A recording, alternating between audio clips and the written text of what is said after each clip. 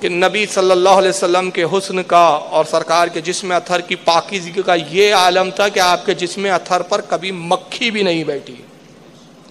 ہمارے جسموں پہ مکھی بیٹھ جاتی ہے لیکن حضور کے جسم اطہر پر کبھی مکھی بھی نہیں بیٹھی. امام قاضی ایاز فرماتے ہیں کہ حضور صلی اللہ علیہ وسلم کا جسم اتنا مقدس، اتنا صاف و معطر ہوتا تھا کہ کبھی مکھی نہیں بیٹھی، اس لیے کہ مکھی گندی چیزوں پہ بیٹھتی ہے، اور سرکار صلی اللہ علیہ وسلم تو معاذ اللہ گندگی حضور سے دور ہے. ارے جہاں سرکار آ جائے وہاں سے گندگیاں بھاگ جاتی ہے. حضور کی آل کا خود ہی عالم ہے تو آقا کا کیا ہوگا کہ حالت فرماتے تیری نسل پاک میں ہے بچہ بچہ نور کا، تو ہے عین نور، تیرا سارا گھرانہ نور کا.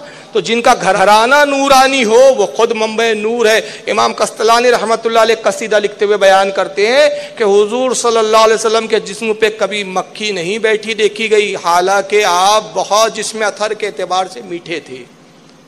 یعنی آپ کی صفات جو تھی، آپ کی جو تھی مٹھاس تھی آپ میں. یعنی انسان کے جسم میں بھی ایک مزہ ہوتا ہے نا، کسی کا اگر آپ بدن چاٹے، بچے کو آپ پیار کرتے عام طور پہ دیکھا ہے تو کھارا پن ہوتا ہے ہمارے جسم میں پسینے کی وجہ سے، لیکن نبی پاک صلی اللہ علیہ وسلم کے جسم اطہر میں نمکین پنا نہیں تھا. امام قسطلانی فرماتے مٹھاس تھی مگر اس کے باوجود مکھی نہیں بیٹھتی تھی. اور حضور صلی اللہ علیہ وسلم کی بارگاہ میں مکھیاں حاضر ہوتی تھی. ایک مرتبہ ایک مکھی حاضر ہوئی اور حضور کے ارد گرد بھن بھنا رہی ہے. صحابہ نے سمجھا یہ بھن بنا رہی ہے تو بھگانا چاہا تو آپ نے فرمایا نہیں، یہ مجھ پر درود و سلام بھیج رہی ہے. پھر آپ نے اس مکھی سے کچھ گفتگو کی اور کچھ الگ زبان میں. ظاہر ہے مکھیوں کی زبان اور ہماری زبان میں تو فرق ہے. صحابہ اس زبان کو نہیں سمجھ سکے. عرض کیا اللہ کے نبی یہ مکھی آپ سے کیا کہہ رہی ہے؟ فرمایا میں نے اس سے سوال کیا کہ جب تم شہد چوستی ہو، پھولوں کو چوستی ہو اور اپنے چھتوں میں آ کے شہد جمع کرتی ہو تو یہ مٹھاس کہاں سے آتی ہے؟ تو مکھی کہتی ہے اللہ کے نبی ہمارے شہد میں مٹھاس نہیں ہوتی، مٹھاس اس وجہ سے ہوتی ہے کہ جب ہم پھول چوستی ہے اور اپنے چھتوں کی طرف آتی ہے تو آپ پر درود بھیجتی ہے، وہ درود کی برکت سے اللہ ہمارے شہدوں میں مٹھاس پیدا فرما دیتا ہے.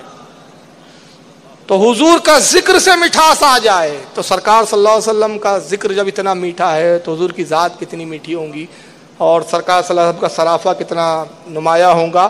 تو بہرحال اسی شعر پر آج کی گفتگو ختم کر رہا ہوں. اعلی حضرت کہتے ہیں سرور کہوں کہ مالک و مولا کہوں تجھے، باغ خلیل کا گل زیبا کہوں تجھے، تیرے تو وصف عیب تناہی سے ہے بری، حیراں ہوں میرے شاہ میں کیا کیا کہوں تجھے.